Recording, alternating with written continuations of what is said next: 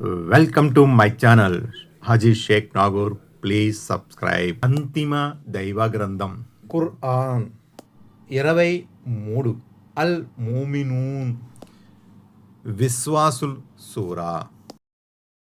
أعوذ بالله من الشيطان الرجيم بسم الله الرحمن الرحيم. అపార కరుణామయుడు పరమ కృపాశీలుడు అయిన అల్లాహ్ పేరుతో. ఆయతుల నంబర్ 61-62.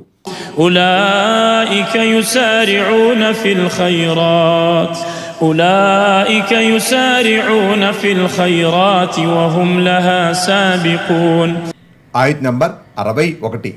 వారే త్వరగా మంచి పనులు చేసుకుంటూ పోతున్నవారు, వాటి కోసం వారు పోటీ పడతారు. ولا نكلف نفسا إلا وسعها ولدينا كتاب ينطق بالحق وهم لا يظلمون. ఆయత్ నంబర్ 62.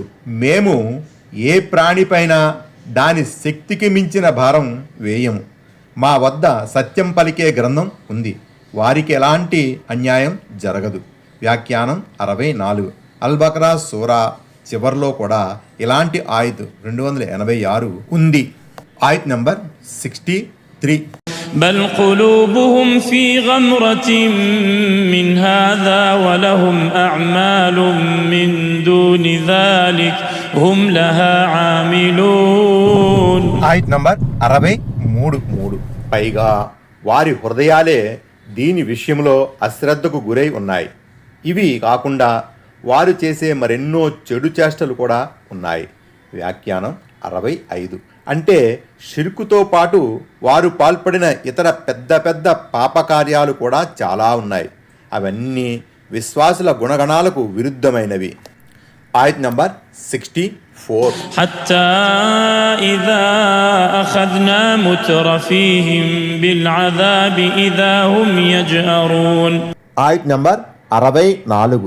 ఆఖరికి మేము వారిలోని భోగలాలసులను శిక్షలో పట్టుకున్నప్పుడు వారు ఆర్తనాదాలు చేయసాగారు. వ్యాఖ్యానం 66. దైవాగ్రహం విరుచుకుపడినప్పుడు కలవారిని లేనివారిని అందరినీ అది కబళిస్తుంది. అయితే శ్రీమంతుల గురించి ప్రత్యేకంగా నొక్కి చెప్పడంలోని ఉద్దేశం ఏమిటంటే, జాతి జనుల నాయకత్వ పగ్గాలు సాధారణంగా వారి చేతుల్లోనే ఉంటాయి.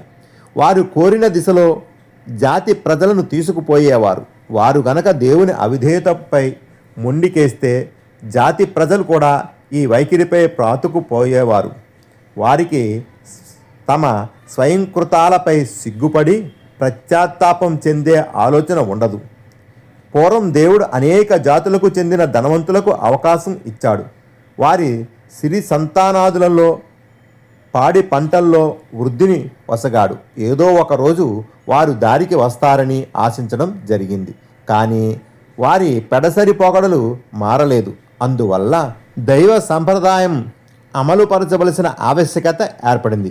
ఆనాడు మక్కా అవిశ్వాసుల్లోని ఆస్తిపరులను నాయక మన్యులను దృష్టిలో పెట్టుకొని ఈ హెచ్చరిక చేయబడింది. ఈనాటి కుబేరులకు అగ్ర కులాల వారికి కూడా ఇది వర్తిస్తుంది. బద్ర్ యుద్ధంలో హేమీలనబడే మక్కా అవిశ్వాస నాయకులు మట్టి కరిచారు. అంతిమ దైవ ప్రవక్త సల్లల్లాహు అలైహి వసల్లం వారు మనసు నొచ్చుకుని చేసిన ప్రార్థన ఫలితంగా మక్కాలోని కర్కసులు కరువు కాటకాల వాతన పడ్డారు. ఇవి ఇహలోకంలో సంభవించే సాధారణ శిక్షలు. పరలోక శిక్ష ఉండనే ఉంది. ముతరఫీన్ అంటే కలిమిలో సుఖంగా బతుకుతున్నవారు అని అర్థం. ఆయత్ నంబర్ 65. لا تجأروا اليوم إنكم منا لا تنصرون. ఆయత్ నంబర్ 65. ఈరోజు అరవవలసిన అవసరం లేదు, మాకు వ్యతిరేకంగా మీరు ఎవరి సహాయము పొందలేరు. వ్యాఖ్యానం 67. అంటే మీరు మూల్గినా అరచినా గగ్గోలు పెట్టినా మిమ్మల్ని ఆదుకునేవారెవరూ లేరు. అలాగే పరలోక శిక్ష నుంచి కూడా వారిని కాపాడేవాడెవడు ఉండడు. ఆయత్ నంబర్ 66. قد كانت آياتي تتلى عليكم فكنتم على أعقابكم تنكصون. ఆయత్ నంబర్ 66. ఒకప్పుడు నా ఆయతులు మీకు చదివి వినిపించబడేవి, అయినా మీరు కాలి మడమలపై వెనుదిరిగిపోయేవారు కదా. వ్యాఖ్యానం 68. అంటే ఖురాన్ చదివి వినిపించబడేది, లేక అల్లాహ్ ఆదేశాలు వారి ముందు వినిపించబడేవి. దైవ ప్రవక్త ప్రవచనాలు కూడా ఇందులోకి వస్తాయి. వ్యాఖ్యానం 69. విముఖతతో విరక్తితో వారు ఆ విధంగా ప్రవర్తించేవారు. ఆయత్ నంబర్ 67. مستكبرين به سامرا تهجرون. ఆయత్ నంబర్ 67. గర్విష్ఠుల్లా ప్రవర్తించేవారు, కళ్ళబొల్లి కబుర్లు చెప్పుకుని దాన్ని ఖురాన్ వదిలిపోయేవారు అని వారితో అనబడింది. వ్యాఖ్యానం 70. ఈ వాక్యానికి విద్వాంసులు 2 రకాల భావార్థాలు చెప్పారు. ఒకటి, తాము కాబా గృహ ధర్మకర్తలం అన్న గర్వం వారిలో ఎక్కువగా ఉండేది. ఆ కారణంగా వారు దైవ వాక్యాల పట్ల దురుసుగా ప్రవర్తించేవారు. 2, ఖురాన్ వాక్యాలను వినగానే వారిలో పౌరుషం వచ్చేది, అహంకారం కట్టలు తెంచుకునేది. అదే విశ్వాస మార్గంలో వారికి ప్రధాన అడ్డంకిగా నిలిచేది.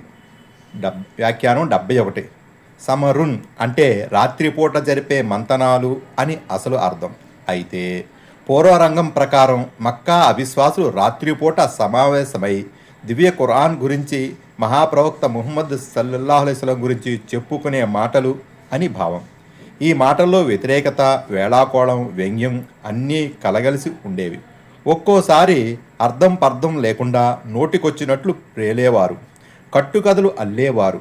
వాటి వల్ల వారికి చేకూరే ప్రయోజనం ఏమీ లేకపోయినా తమ గుండె మంటలను ఆ విధంగా చల్లార్చుకున్నామని వారు భావించేవారు. ఫతహుల్ ఖదీర్, ఐసరుస్త ఫాసిల్. ఆయత్ నంబర్ 68. أفلم يدبروا القول أم جاءهم ما لم يأت آباءهم الأولين. ఆయత్ నంబర్ 68. ఏమిటి, వారు ఈ వాక్కు గురించి ఎన్నడూ చింతన చేయలేదా? లేక పూర్వం తమ తాత ముత్తాతల వద్దకు రాని విషయం వారి వద్దకు వచ్చినందుక ఈ మంకుతనం?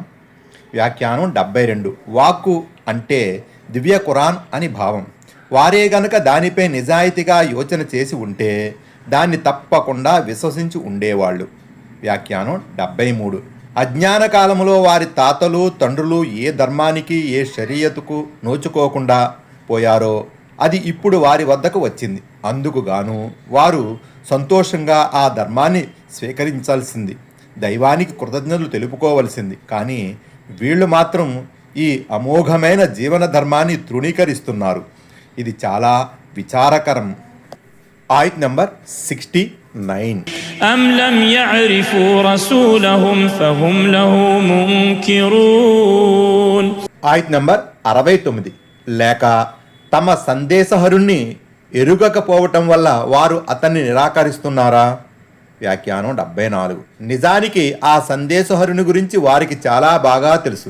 అతని వంశం గురించి, పుట్టు పూర్వోత్తరాలను గురించి వారికి తెలియనిదంటూ లేదు. పైగా అతని నిజాయితీ, తత్పరతను, సత్యసంధతను వారు స్వయంగా కొనియాడేవారు. Like, comment, share, subscribe.